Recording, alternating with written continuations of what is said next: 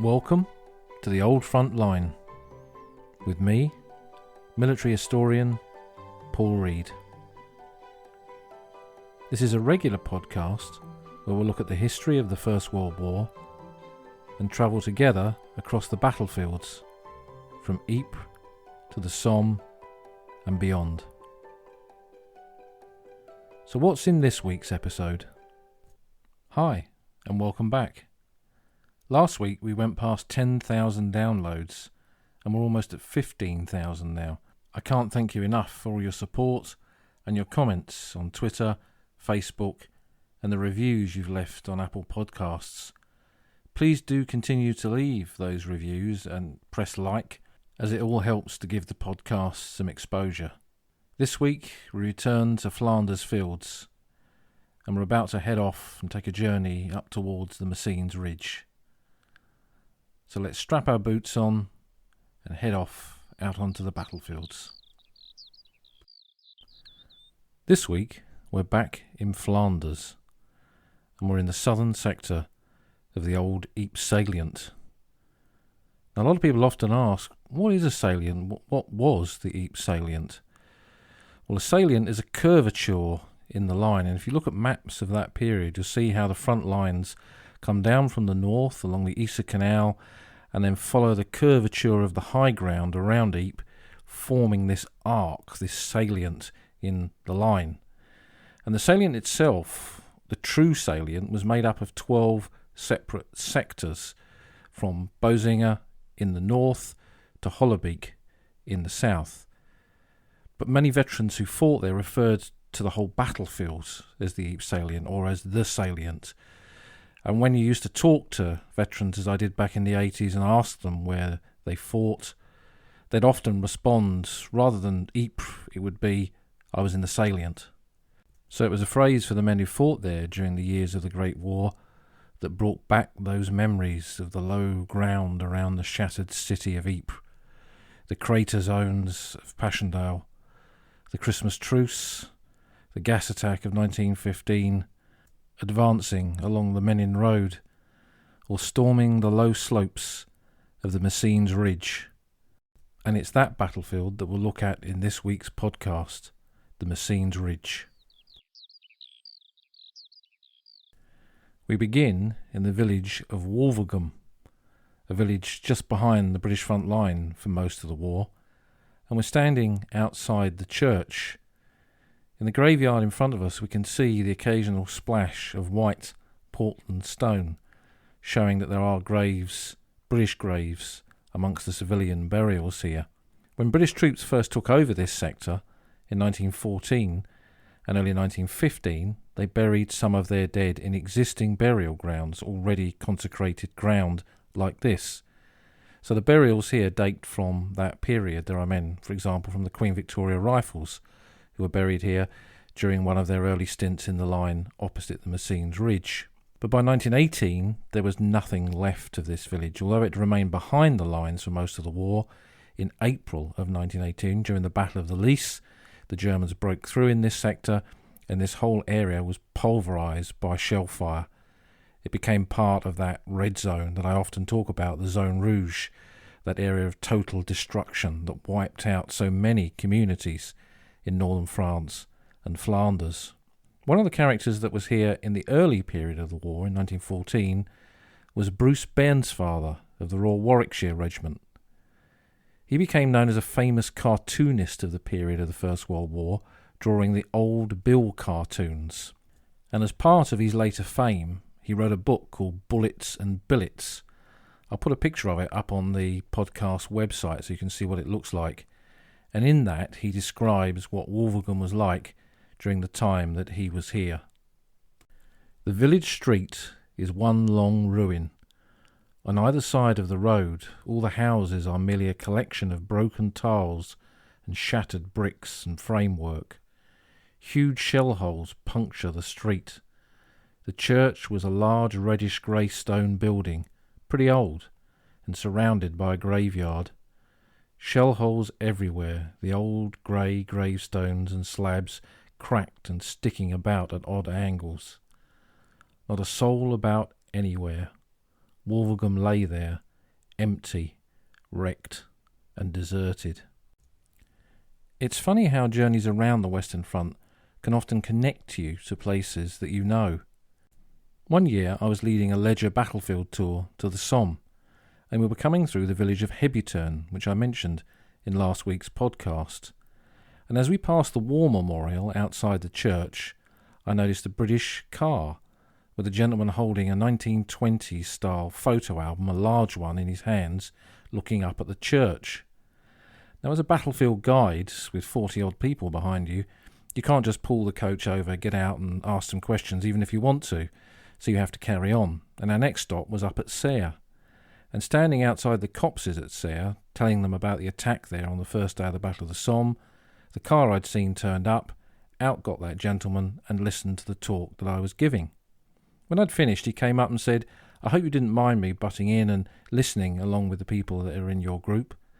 I said, "Of course not, but as long as you don't mind me asking you what's in your photo album." He was rather astonished that I'd noticed it, and he went to the back of his Land Rover, pulled out the photo album, and it was one that had been prepared by his grandfather, who was a commanding officer of the 1st 6th Battalion, the Royal Warwickshire Regiment. He'd brought his own camera, quite a good one, not a little pocket camera, but a really good quality camera, across to the battlefields with him from the very beginning of the war. And he'd taken a whole series of photographs behind the lines, in the front line, even pictures taken from the parapet of front-line trenches. But the ones that immediately jumped out at me were ones taken here in the village of Wulverghem, which were his rest billets when they were out of the line in front of the Messines Ridge. And he'd taken some photographs of some whitewashed walls in some farm buildings. And on those whitewashed walls were cartoons drawn by Bruce Bairnsfather. And the caption read, "Cartoons drawn by an officer of our regiment earlier in the war, now famous." And here was Bairnsfather's original tapestry. Not paper, which was in short supply, but whitewashed walls of farm buildings. Those pictures were probably unique because, as I mentioned earlier, this whole village was destroyed by shell fire in 1918, and any trace of Bairnsfather's original artwork, those very early old bill drawings and paintings, disappeared with shell fire and crescendo in April of 1918. Leaving Wulverghem, we take the road out of the village. And as we look to our right, we see a valley and a cemetery, St. Quentin Cabaret Military Cemetery, which was the frontline burial site for many of the units that served in the sector where we're about to walk. The valley was also the location of gun battery sites. The Royal Field Artillery had their 18-pounder field guns dug in here, giving artillery fire support to the units that were in the line beneath the Messines Ridge. And as part of this overall walk, we'll begin to look at the infrastructure, really, of the front line as it was in this area during the early years of the First World War. Following the road uphill, we come to two farm complexes, left and right of the road. They are in fact north and south of this road, and were known as North and South Midland Farms on the trench maps. They got these names because the 46th North Midland Division and the 48th South Midland Division served in this sector in 1915, and this road that you're on was the dividing line very often between their two divisional boundaries, the 46th to the north and the 48th to the south. So the farm names fitted well with both the physical locations of these divisions and also the area of the Midlands which they recruited in before the war. Now, both of these divisions, being territorials, were recruited locally, so these were men that had grown up together, that lived in the same places, and had joined these battalions before the war, many of them being made up to full strength with the influx of volunteers in 1914. After the war, formations like this often had very, very strong old comrades associations, and you see a connection there between the formation of these groups to remember the sacrifice and service of men and the publication of a battalion or divisional history. And there are quite a lot of battalion histories of the units that served in this sector in 1915. Through these, we have an insight into what life in the front line in this area was like at that time. The trenches were often very, very close together, Some of these trenches had been inherited from the French, others were very early war trenches formed in the final months of 1914 at the tail end of the First Battle of Ypres. They weren't always well sighted. Very often the enemy, the Germans, had the dominance, and in some cases they were very close together. In the area to your left, just beyond Wulverghem, up towards the next section of the Messines Ridge, the front lines were as little as 50 yards apart. And this meant that it was impossible for both sides to shell those positions without accidentally dropping shells on their own men. So there was a lot of sniper activity here, and when we look at the burials in Wulverghem churchyard that we just came from, and in some of the smaller cemeteries in this area, very many of these men were shot by snipers in the front line. This being the first months of active service for many of these units, men were not really aware of some of the dangers, or how low a parapet was, or what advantage the Germans had over a certain position. So some men got unnecessarily sniped or killed under these circumstances.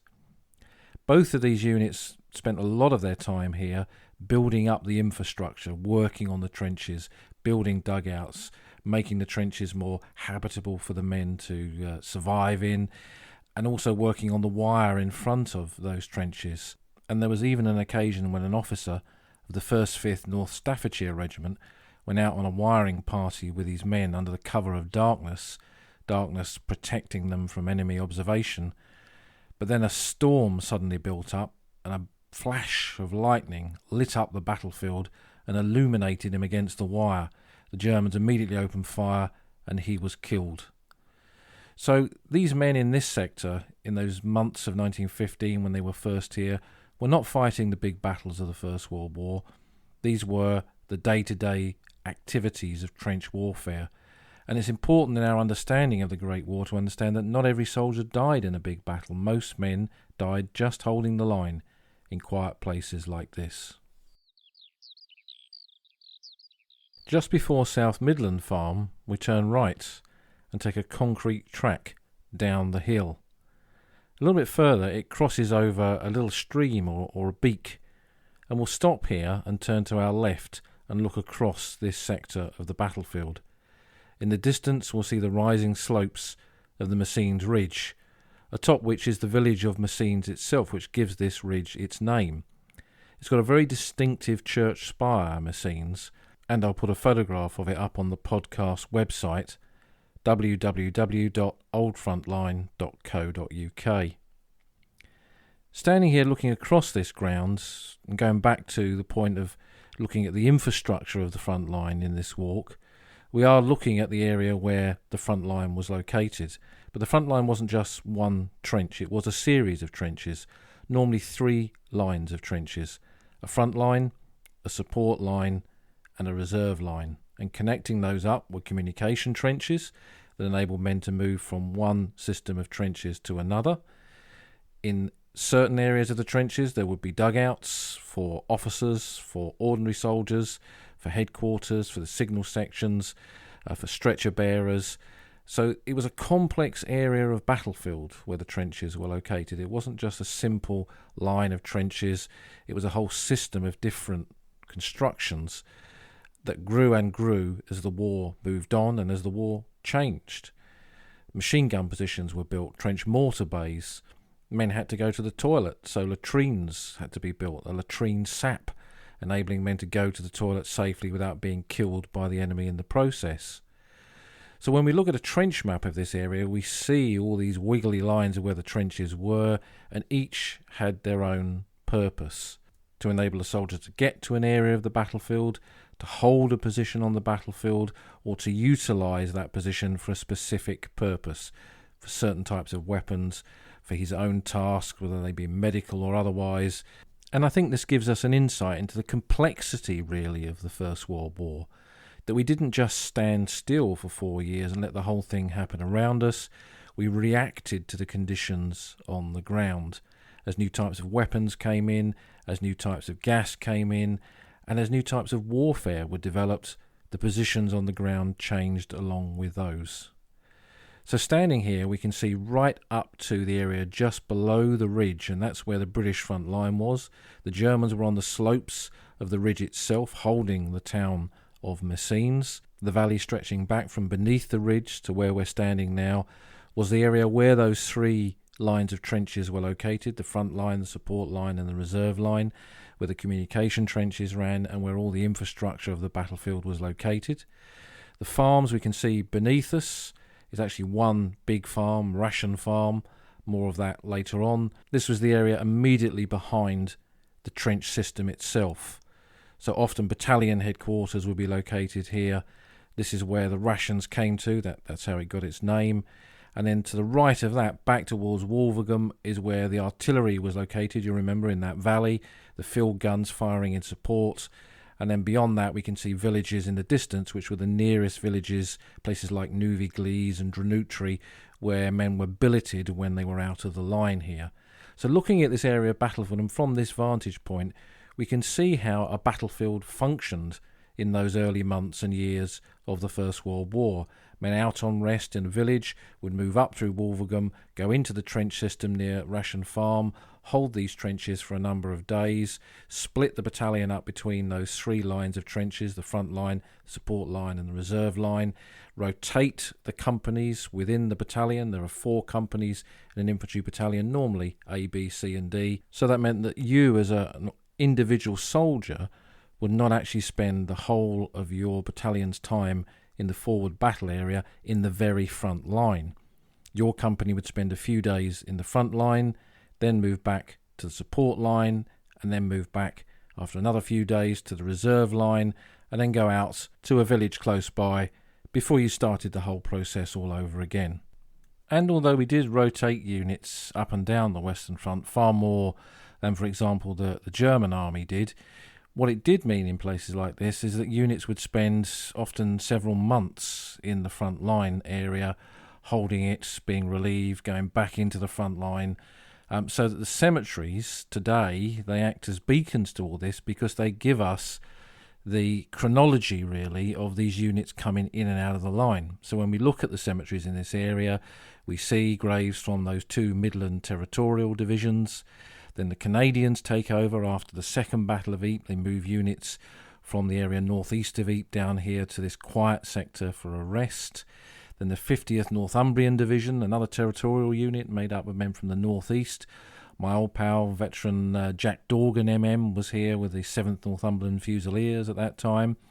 They then take over this sector, and then in the lead up to the Battle of the Somme, they're holding the line here after the initial attack on the Somme in 1916. Shattered units from the fighting there and moved up, including the Ulster Division. And again, the cemeteries reflect all this. So when we come to visit battlefields today and we look at the war cemeteries, they're not just there as chapels of remembrance, focusing on the men that are buried there and remembering their individual stories. They're also telling us really what happened in these places, and they're important parts of our understanding of how a battlefield developed and what happened on it. Coming downhill, we move into the area where the modern farm complex is located, and we have to respect the fact that this is a working farm. The battlefields don't exist in isolation, and it's important that the people who live here continue to go about their business, about their lives. It's exactly what the men who are buried in these cemeteries and on these battlefields fought for. And we'll turn off down a little path to our right that will take us into Ration Farm La Ploudou Cemetery. Now this is a battlefield cemetery, an original wartime cemetery, started in January 1915 by the 2nd Battalion of the Manchester Regiment, who during those months of 1915 became one of the battalions of the British Army that set a record, perhaps not a record that I'd like to have set. They had 85 consecutive days in the front line, a staggering number of days holding a forward position. And it took that battalion a long time to recover from those 85 consecutive days.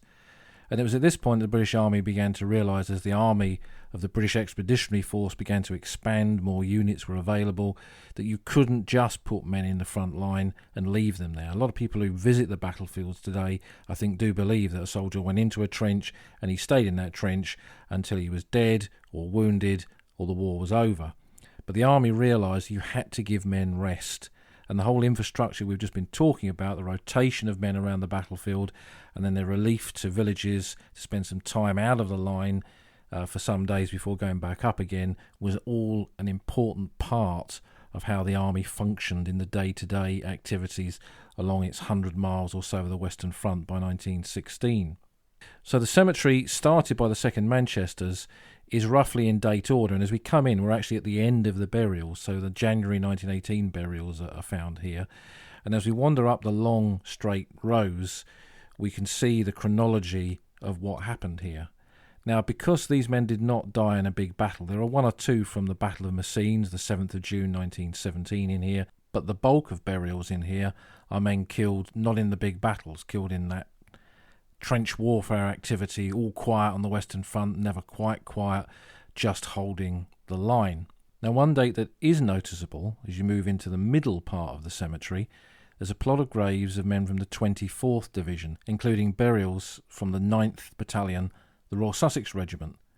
Their dates of death are the 17th of June 1916. Now, this is not a well-known date for the First World War, but in this southern area of the battlefield, from Witcharter right down to here in front of Messines, you come across a lot of graves with this date on. Jack Dorgan, who I mentioned before in the 7th Northumberland Fusiliers, his battalion was one of those in the line when this incident happened on the 17th of June. So what did happen?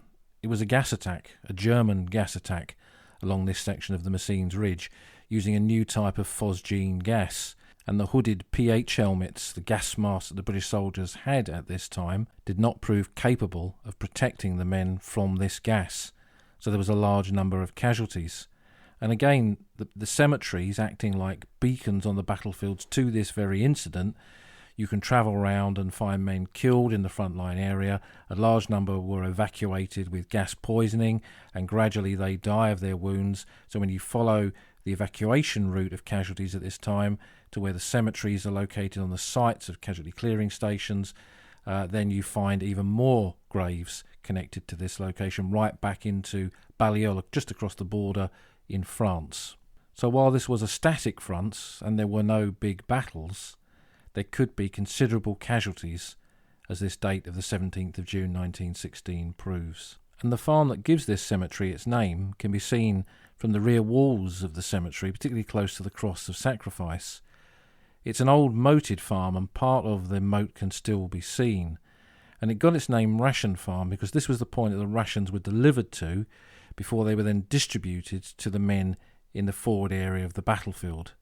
So they'd arrive here under the cover of darkness, and then carrying parties would take them through the communication trenches to the reserve, and then the support, and then the front line to be handed over to the men there to be distributed amongst the men so they could have their meals. So Ration Farm was also a battalion headquarters, and one of those who was on duty here at the farm was the padre, the chaplain of the units that were in the line. In the summer of 1915, the 14th Battalion Canadian Infantry, the Royal Montreal Regiment, were in this part of the battlefield, and their chaplain was Canon Frederick Scott.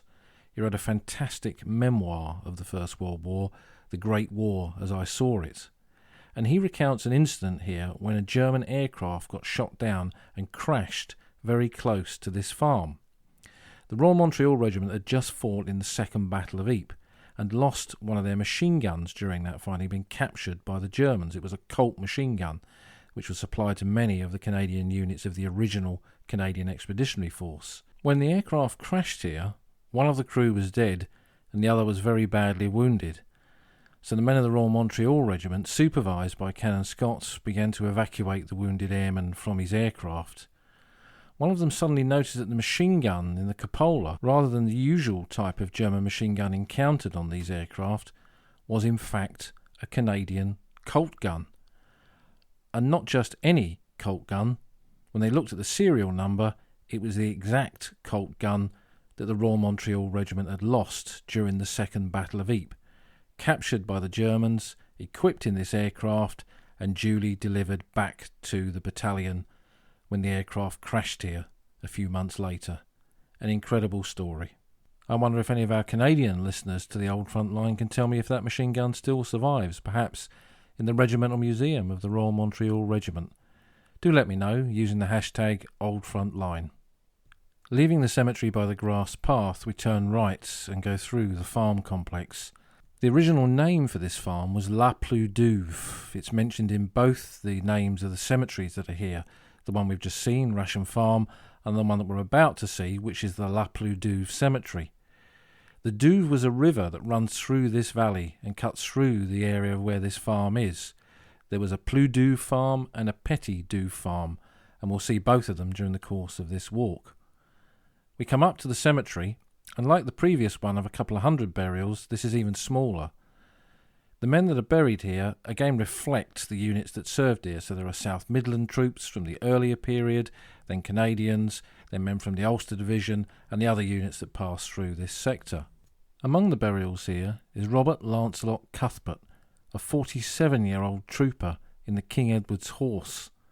This was a cavalry regiment attached to the Canadian division that was here in the summer of 1915. Cuthbert was a Scotsman by birth and was an accountant and had been working in New York. He was in fact president of the New York Yacht Club. And when the war broke out, he joined the King Edward's Horse and he came across to fight. The regiment that he served in had a large number of American citizens serving in it, and the Canadian Expeditionary Force also had many American volunteers, and some of those are also buried in this cemetery. So it is a cemetery that incredibly, in this tiny corner of Flanders, has a connection to the United States of America. As we leave the cemetery, we come onto a long tree-lined avenue that takes us gradually uphill. For me, this is one of the most evocative parts of not just the Messines battlefield, but of the whole Ypres battlefield. I love walking this tree-lined avenue, often alive with birdsong. During the war it could be seen from the Messines Ridge, so it wasn't much used except at night. But these tree-lined avenues, once so common in France and Flanders, now are getting rarer and rarer. And it's along these avenues that you can imagine in your mind's eye the troops of the Great War marching and singing those familiar songs. And as we walk up it, I think of them. I think of the battalions that passed through here and have now passed from the sight of men as that generation has faded from history.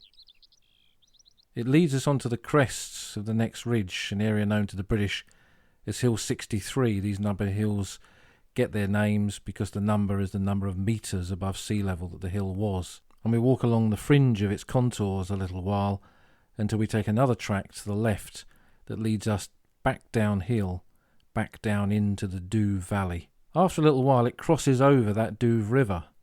There's a little bridge, and here we stop, and we look to our right up towards another farm complex. We've seen the La Plus Douve farm, and this is the Petit Douve farm. The Petit Douve farm is located on rising slopes on the Messines Ridge. It sits in a slight promontory in the German lines, which meant the heavily reinforced buildings in which the German defenders sat could fire their machine guns straight down the middle of no man's land in two different directions. There was a full-scale battalion trench raid by the 7th Canadian Infantry Battalion here in November 1915, one of the first of its type, really beginning a new type of trench raiding of the enemy lines from that period of the war.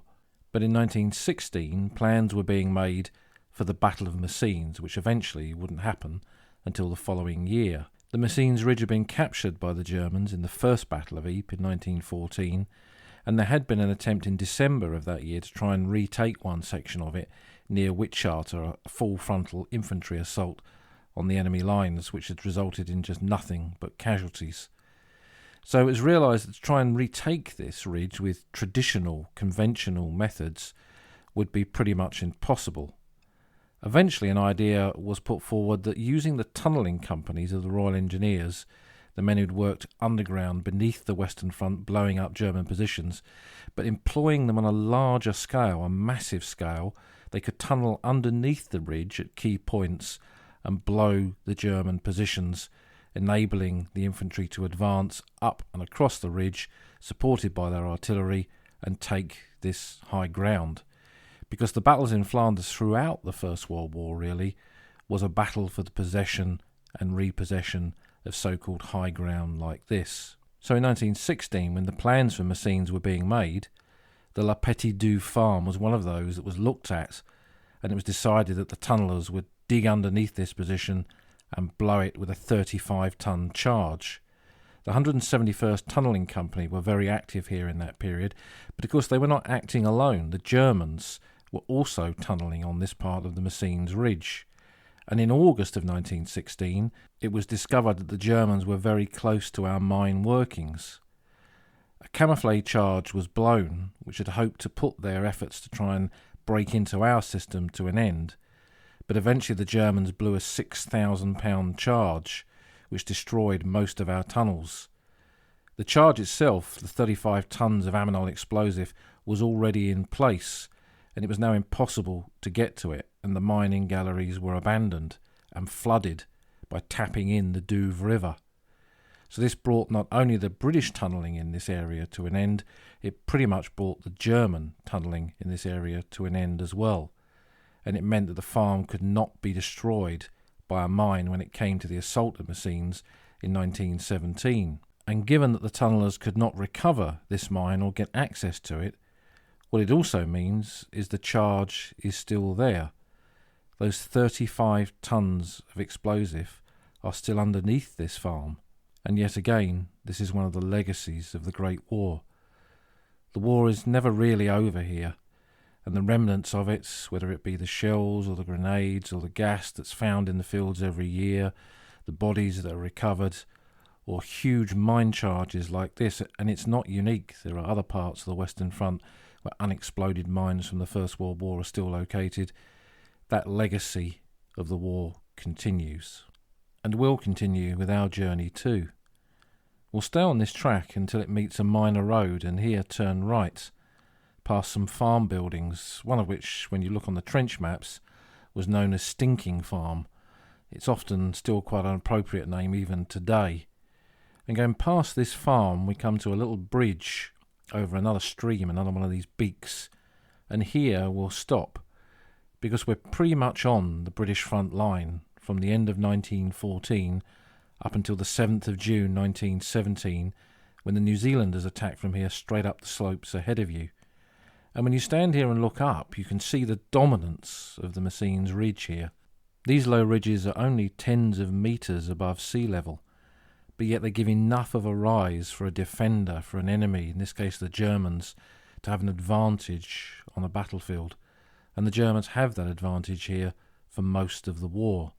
And if we turn around and look back, we're looking back over the ground which we've walked, back over the area where the infrastructure of the battlefield that we've spoken about during this walk was located. We're on the front line, and then behind us was the support line, and then the reserve line, and then the communication trenches linking them all up. There's Ration Farm we can see in the distance, where the grub was brought up. Beyond that, the valley with the gun sites, and Wulverghem. And then the villages in the far distance, which are the places where soldiers went to for rest before they started their period in the front line all over again. The rotation, the attrition, the day-to-day activities of the Western Front. This static war was the common factor here for most of those 4 years of the First World War in Flanders, permeated by the big battles. And when we turn round again and look back up those slopes, we're looking at the ground in which the New Zealand Division made their assault on the morning of the 7th of June 1917, unassisted by a large mine, depending on their artillery, depending on the ability of their plan to overcome the German defences. And we can see the New Zealand Division Memorial from here, in the New Zealand Memorial Park, just in front of which are some bunkers that were close to the German front line. It seems impossible that men could cross this open ground and take those positions. But by 1917, this was how the war had moved on. The army, the aspects of the army, infantry, artillery, the Royal Flying Corps in the air above, were all working together. Messines was in many ways a modern battle, using some of the old ways and encountering some of the old problems, but it was a successful operation which took the Messines Ridge in a single day. And the last part of our walk will take us up the winding road to the New Zealand Memorial, where we'll pay our respects to the men, the Kiwis of the New Zealand Expeditionary Force, the New Zealand Division, who took this ground in June of 1917. And if we walk into the park to where the bunkers are located, there's a little observation area with an information panel. And here we have the German perspective, looking back down the ridge, seeing how the Germans dominated this ground from their perspective. On clear days you can see right across the border to Balliol, to Armentières, home of the famous Mademoiselle from Armentières, and even beyond that to the slag heaps of the Loos battlefield and Vimy Ridge. So again it reiterates this importance of ground, of high ground like this, on any battlefield, but especially here in Flanders Fields. It's that part of the podcast where we look at objects connected to the Great War.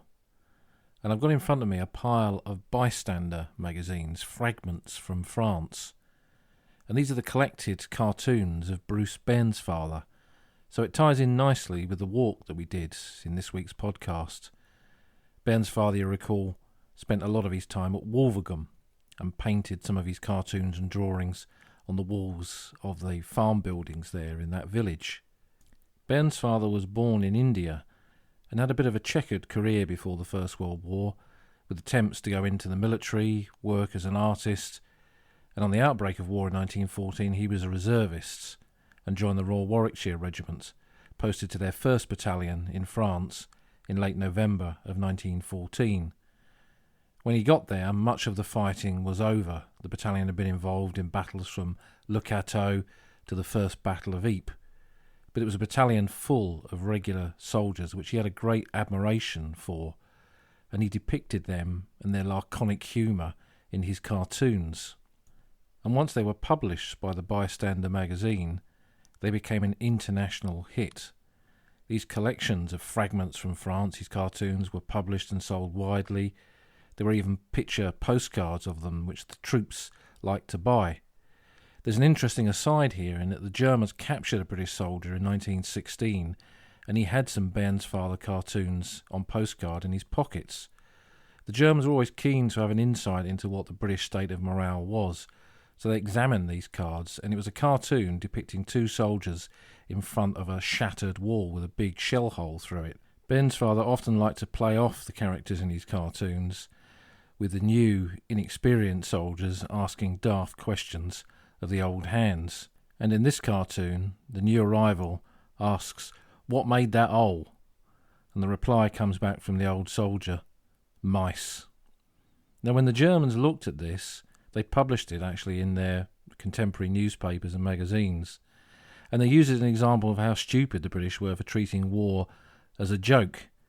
But in the end, the way they published it actually said more about them, because in the caption underneath it translated what the cartoon said, and they added a note. Note, mice did not cause this hole. I think that ended up saying more about their sense of humour than anything else. Some of the impacts of these Bairnsfather cartoons have probably been lost over the centuries since they were published, but there are many poignant moments in them when he reflects on the loss of comrades and the men he'd served with in the trenches. They're a great insight, I think, into the men of that period, and they deserve to be more widely known. Major and Mrs. Holtz republished some of the cartoons in a paperback some years ago, which is not too difficult to get hold of. The originals now are a little bit costly, and postcards of Bairnsfather's cartoons often turn up on places like eBay. But they're great little connections to the men of that early period of the war. And indeed, not just that period of the war, because Bairnsfather went on to become an intelligence officer and worked on behalf of the War Department, creating these cartoons for good morale. And so they depict different aspects of the conflict, including the arrival of the Americans in 1917. Bairnsfather made some money out of this, but not much, and eventually he died in the 1950s almost penniless, a sad end to a great man and a fantastic talent. Within these Fragments from France magazines are a lot of contemporary adverts for products that were on sale, officers' trench coats and things like that. And one of these proved useful in 2012 when the archaeologist Simon Wulverghem was working around Messines on a massive dig. He found a swan fountain pen, and there's a great advert for them in the Bystander in the Fragments From France magazines, which I was able to take to him and show him when he was doing that dig. So they have their usefulness in all sorts of different ways, these objects and artefacts connected with the First World War. And as usual, I put photographs of these objects up on the Old Frontline podcast website. That's www.oldfrontline.co.uk, and also on my Twitter feed. And I'll put some pictures of Bairnsfather in there so you can see what he looks like. A great photograph of him in his trench gear standing in no man's land on Christmas Day in 1914, because he took part in the Christmas truce. You've been listening to an episode of The Old Front Line with me, military historian Paul Reed. I hope you found this week's content of interest. Do take time to subscribe to the podcast. Follow me on Twitter @Somcorps and tell us what you think using the hashtag OldFrontLine. Until next week, when our paths cross again on the battlefields of the Great War.